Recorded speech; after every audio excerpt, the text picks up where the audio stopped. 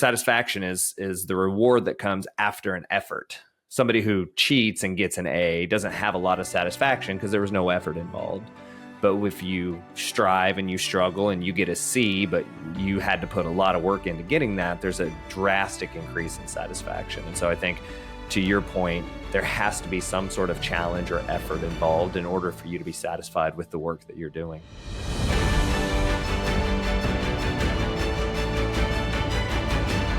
Ankur Kalra, so excited for the opportunity to have you on the show today. You are live from a hotel because you're on call. You're always working. This is the third time we've made this thing try to happen, and finally success. Third time is the charm. So thank you so much for coming on. Oh, no, thanks for having me. Yeah, very excited. So just as a background, the list of things you haven't done is probably shorter, but I'm going to take a crack at it. You are educated in India and London. You went to Harvard. You're now an interventional cardiologist, have been for a while now. You were a CEO of a hospital, I do believe, published poet, TED Talk speaker. You have a nonprofit, so you're an entrepreneur, which I teach entrepreneurship at Purdue, so little kudos there. I mean, so many things going on in your life. This conversation can go so many different ways, and I'm really looking forward to the opportunity. But I want you to say, from your own words, tell us a little bit about kind of what took you down the path of interventional cardiology, but also, you know, being a poet, all those things. Like, what gets you excited to venture in those realms? Yes, well, thanks for the generous introduction. You know, I per se am not the CEO of a hospital. That is, you know, my family's enterprise. So my father, you know, ventured into private practice after being in public service for some years, you know, early part of his career. And now, you know, 4 decades out, you know, he's a successful chief executive officer and medical director of his organization, which, you know, goes by our family name, so our surname, Kalra Hospitals. So I growing up as a kid, and then in medical school, I would help him out with, you know, the website, and I think now I just sort of watch him do what he does best, you know, from the outside or at a distance, certainly. I am the founder of the nonprofit, though, so, you know, that is true. So I think the entrepreneurial spirit is sort of inherited from my father. But no, thanks for the generous introduction. You know, to answer your question on what got me into interventional cardiology, again, I think that the credit should go to my father, who I grew up watching, taking care of patients. He's a cardiologist. He's not an interventional cardiologist. Also, at the time that he trained and he practiced, you know, interventional cardiology is not what it is today. So there has been a great evolution in our field in the last 4 decades. So I would, you know, just watch him do house calls, and I would watch him in clinic, and I would watch how much his patients revered him, and I would accompany him to these, you know, weekend conferences in town where they would serve great food. I would just go there for the food, you know, not for the conference, because I was too young, and you know, I think I was sort of in high school when this very sort of path-breaking, you know, influential paper was published in the New England Journal of Medicine, and it was live stream. I mean, I don't think you would call conferences live stream, you know, in the early 90s, but I think what was being shown at a conference, I think that's the better way that's the more accurate way to describe it. What was being shown at that conference, you know, obviously they were discussing that paper, but also showing a video of a wire in an artery that runs on the surface of the heart, and a balloon mounted on a wire, and that balloon going up, deflating, and then a device which we call a stent. I mean, it's basically a meshwork of metal, then being deployed to open that blockage. And that I think that the visual just fascinated me so much, and I think from that point on, I was fairly set at becoming an interventional cardiologist. So this is not even medical school. Now, there was a bit of a detour. I thought in medical school, third year, fourth year medical school, I thought I would be a cardiac surgeon. I think what persuaded me toward medicine over surgery was just the diagnostic dilemma, the diagnostic algorithm, and the quiz to sort of solve, to come up with a diagnosis. I think that really attracted me cognitively. So, I thought I want to do something with my hands, and I want to be cognitively very engaged. So, I thought interventional cardiology was the best marriage, incorporating both those aspects of being a doctor. So that's what led me to interventional cardiology. Yeah, I love that very intentional aspect, right? Asking yourself what is it that's not only going to obviously, pay my bills, but also what's going to challenge me cognitively is something I don't think a lot of people do when they think about where their career is going to take them. Yes, I think, I think at least for me, and I think it's probably true for every career. I think there is, obviously, I mean, you want to, put bread on the table and, make sure that whatever definition of living well for you is, you're accomplishing that, and you're doing that. I think beyond a certain threshold, however, I think what will drive you to greater depths and greater heights, both are important. Depth in terms of content, and height in terms of how the world perceives you. I think what will drive you to greater depths in your skill and greater heights externally, if that's important to you, is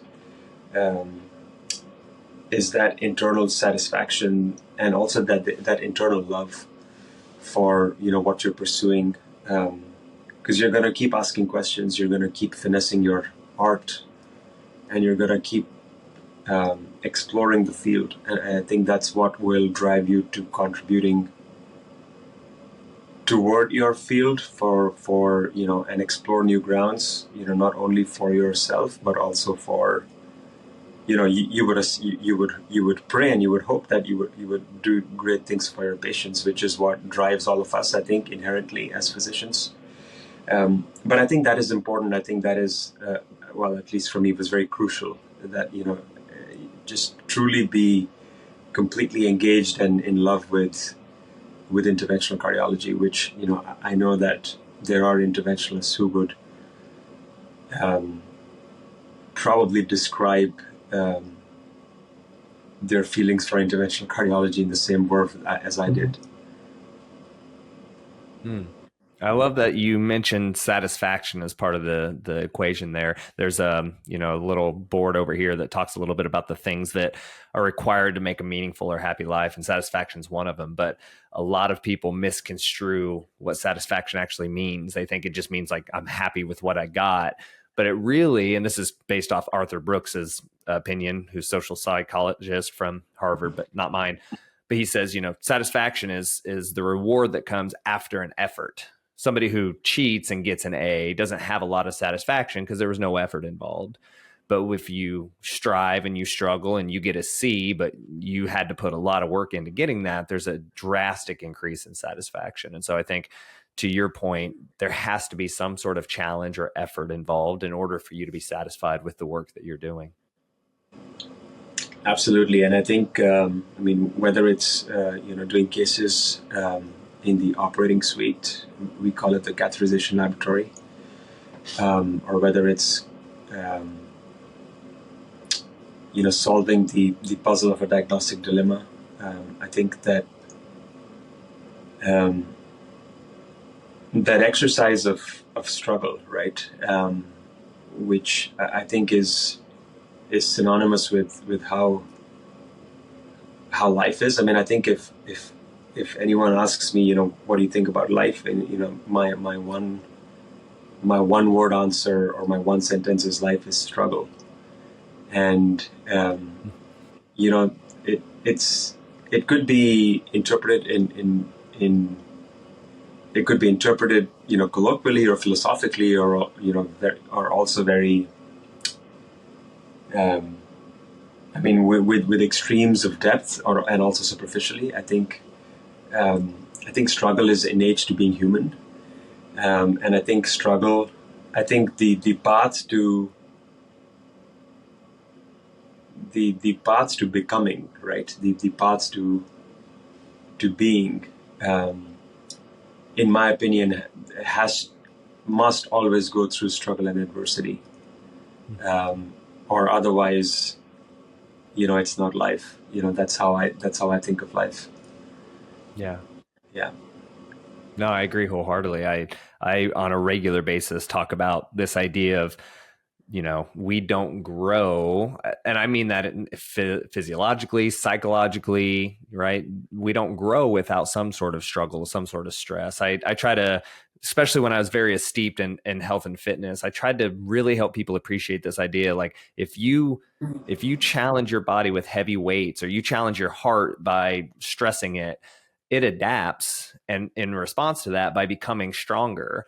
Imagine our world if our body didn't do that. Like you were just a certain weight, you were a certain strength, you were a certain metabolically fit individual, and no matter how much you stressed your body or didn't stress your body, it never changed. Like our body is such an amazing tool to be able to do that. And I think that that's also true mentally. To be able to go through challenging things allows us to adapt, to be able to handle those. The resiliency is a word that comes up a lot on this show when it comes to this idea of being fit in the different dimensions of wellness that we talk about. It's that idea of, can I handle adversity? Am I prepared for it? The knowns and the unknowns, to be able to adjust course, or to at least, just be able to overcome it. Yes, I think you bring up, fitness, and I certainly think about fitness in the physical realm, then certainly in the mental realm, in the social realm, and then in the spiritual realm, and then I think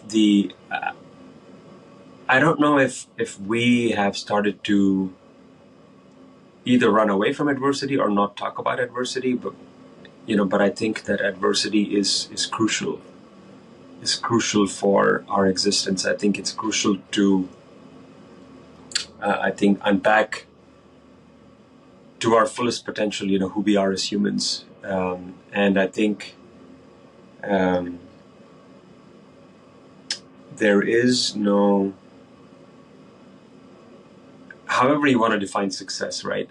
But I think there is no success story written, or like a success story which really resonates with, people at large. There isn't a success story written which does not have a chapter on adversity, right? If you read biographies and if you watch biopics on, inspirational individuals, then, there has to be a chapter on adversity, and there has to be a chapter on, the setback, and then the comeback, and then the comeback is always greater than the setback. So I think it's just, I think a good allegory or a good analogy here is that if you think of a bow and an arrow, for the arrow to go really far, you have to push the bow really further back, right? And that's what a setback is. So that's how, I've had multiple setbacks in life. And I think each time I've experienced those setbacks, I've come back stronger, more determined, more refined, as a human, as an individual. And I think more importantly, even more compassionate, toward other, humans, colleagues, patience. I think that's what setback teaches you. I think it teaches you strength, it teaches you humility, it teaches you compassion. And I think those are crucial sort of ingredients for success, in my opinion. Yeah, I couldn't agree more. I'm reading a book right now called The Comfort Crisis, and it talks about this very thing, is that idea of when we have too much comfort in our life, it causes us to become, for lack of a better term, weak. And weak can mean a lot of different things. I'm not necessarily suggesting it's a negative attribute, but just not as strong, not as resilient, not as capable of handling adversity. And so very similar kind of circumstance that you're speaking into is that adversity is what allows us that opportunity to kind of move forward. So I think that there's a lot of power in that. So one of the things that I was really excited to talk to you about, Ankur, is this intersection of all these different pieces that are happening in your work as far as spirituality and physical. You talked about the idea of being fit in both your mental health, but also your physical health, your spiritual health. And so that could go a lot of different ways. I think one of the places I'd like to kind of focus the conversation, and then maybe some tangents will occur, which I always get excited about, is on the physical aspect, because that's where a lot of your work resides, is in the true physiological, just keeping people either healthy or keeping them alive. And so I'd like to kind of just start there and see kind of where we go with that. So when you consider physical health, in your clients and yourself, just in the world in general, how would you describe what physical wellness means to somebody who maybe isn't an expert in it? How would you describe, for somebody to be truly physically well, they would need to kind of look like this or be like this? Yes, I think it's, I think, for me, it's about, I'm going to answer this in two parts. One is what I consider being physically fit for myself. And then the second part of the answer would be, what I discuss with patients, for example, in terms of being physically fit. I think for me, looking a certain way is a byproduct of your lifestyle. That's how I think. That's how I think about it now. I think so. So for me, I have to be. For me, agility is very important, and I think if I am exercising on a regular basis, which I do, then that is. I take that on because, look, I mean, it's definitely an effort for me to. I think it's probably an effort for everyone because of how busy our lives have become. But I think if you dial it down to numbers, which is the self-talk that I give to myself, when I find myself sort of reluctant or lazy to work out, is that, look, it's only 4% of your day, right? It's 1 hour is only 4% of your day, and if you can't give yourself 4%, then what's the point? Yeah. And so that sort of gets me out of bed in the morning to get my workout done. I would like to work out in the mornings. That's just, I think it just spruces me up for the rest of the day. It also makes me more agile at work. I find myself very attentive and also at ease for making, critical decisions quickly, which is part of my job. I mean, we were talking off the line before we started recording that 60% of my work is emergencies. So when I'm dealing with emergent cases in the operating suite or in the catheterization laboratories, then I have to sort of be agile in my thinking and sort of have to make critical decisions very quickly because clinical scenarios change very quickly in emergent situations. And so, that is also very meditative for me. So because there isn't a time otherwise that I'm as much in the moment as I am when I'm in the operating suite, because I'm literally not thinking of anything else. I am truly 100% in the moment. Now, you would want your operating interventional cardiologist or surgeon to be that way, right? And it didn't dawn on me until, a few years. This is my 8th year in practice. I'm 7 years out. And it didn't dawn on me until I think maybe 2 or 3 years ago, when I started realizing that this is actually very meditative. Like being in an operating suite or being in the operating room is very meditative, because you are so in the now. You are living life in the now, and that is how life should be lived. Not ruminating over the past, not contemplating what the future holds, but truly, truly, truly in the now. So that requires a lot of agility and clarity. I think that's the right word. So, and I think so for me, being physically fit is being agile, being very functional at work, and having the clarity of thought and decision making that is crucial for my work. And I think that all those aspects that I just enumerated, daily exercise makes it possible for me. So that is my goal. And I think if you've been exercising for as long as, I don't know, I have been, which is, I've been lifting weights now for 19 years. And I've sort of had an exercise schedule of sorts for 19 years. It's not only like, pumping iron, or like I don't have a specific like inch size in mind or what have you. I just want to keep pushing, because I think your body tells you that this is easy. So I do want to do more difficult tasks. And by doing more difficult tasks with irons or with lifting, I think that sort of translates into not only physical fitness or agility, it also translates into mental fitness. And, what you call as resilience, and sort of having the ability to swim upstream.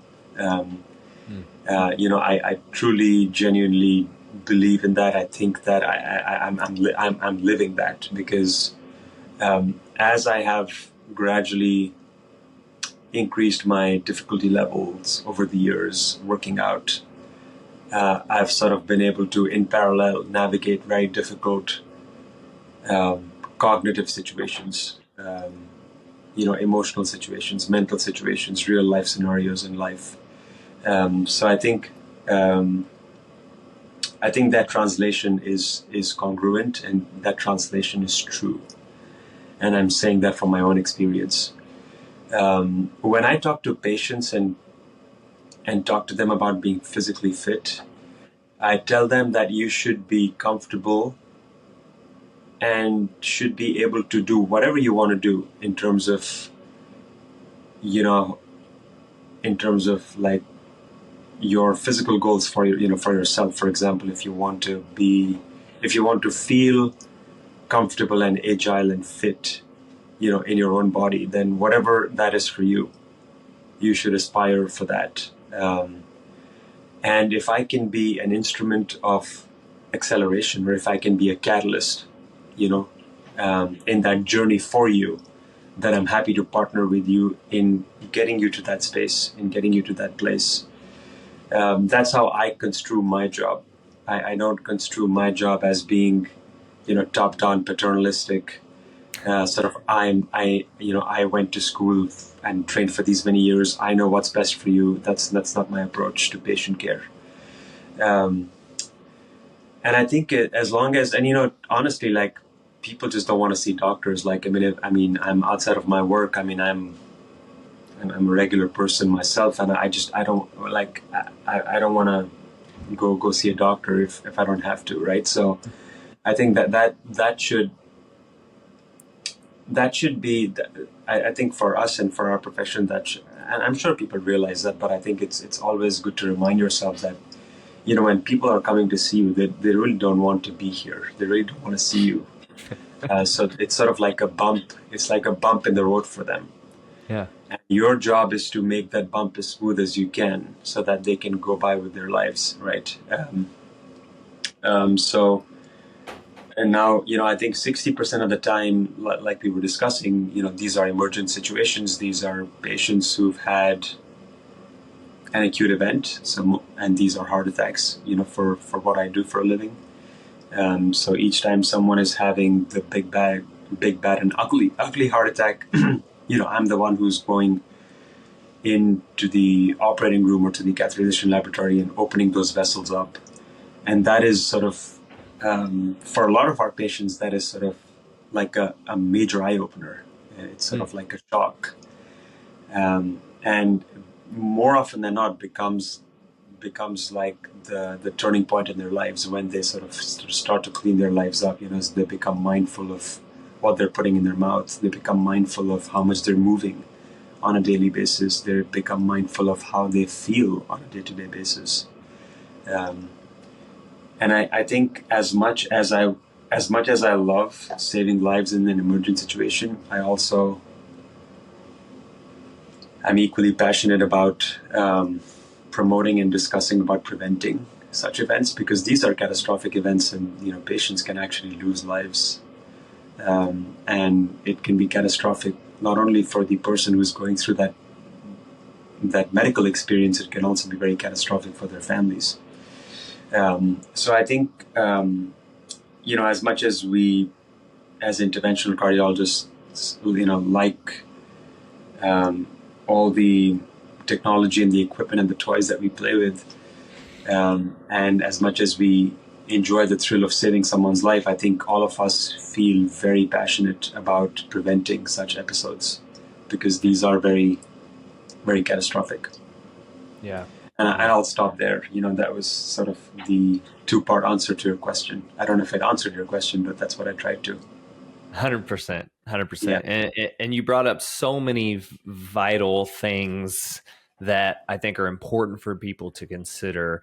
One of them, I have started to recognize that as a professional, when I'm helping people, typically people don't make huge life changes. And this is true even for small life changes, but they don't make huge life changes until something has really stood in their way as an eye-opening experience, like you said, having the heart attack, and that's when they realize, oh, I do need to lose this weight. Or if they get fired from their job, oh, I do need to start to think about learning new things so that I can be more occupationally resilient, right? And so those eye-opening experiences, unfortunately, typically are some sort of traumatic experience as well. And it's heartbreaking as a professional who knows the small steps that we could have taken to prevent this to begin with, that's just the case. But it's also something that I have started to, because people ask me, as a coach, do you ever get frustrated because people won't listen? I was like,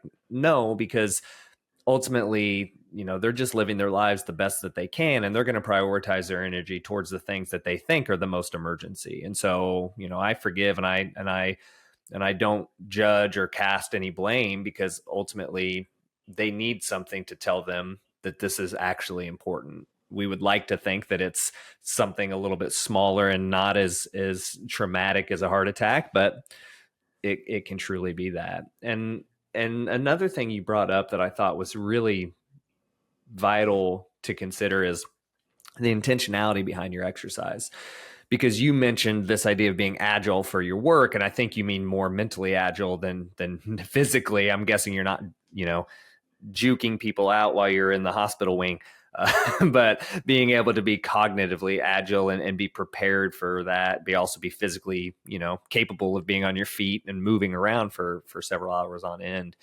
But you mentioned, I lift weights, but it's not to look a certain way. It's not to lift a certain amount. It's for my career. And because that is my passion, that is my purpose, I'm doing the physical things necessary in order to fulfill that. And I think that's where a lot of people get lost. They don't have the intentionality behind their physical practice to stop and think, what do I need to do? I'll have clients who'd be like, well, I want to get back to my fighting weight from high school, or be able to lift the weights that I did in high school. And I have to stop and ask them, what's the heaviest thing you lift these days? It's usually your laptop. So why do you need to deadlift 400 pounds? Why do you have to put yourself through that pain and misery and the risk of injury just to get back to that? So I love that idea you have of being very intentional about the purpose behind your physical practice. I think that's really important. For me, and I think that's true for everyone, I think unless it's enhancing you in some way, which is very deeply connected to your existence, I think most people will agree that lifting is not a pleasant exercise.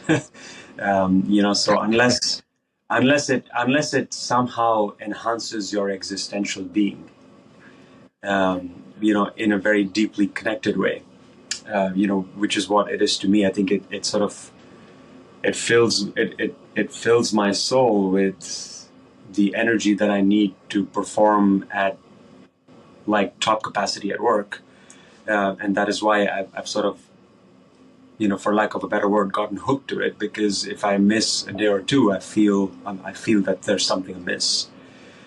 So I think it, and my training is very functional. It's it's calisthenics and weights, and it's a combination of resistance training with bands and with the medicine ball, and I think all of that put together. So I think it has to somehow enhance how you operate in your professional life or in your personal life. Bottom line, it has to somehow enhance your existence in a very deeply connected way for you to keep pursuing it, day after day and year after year.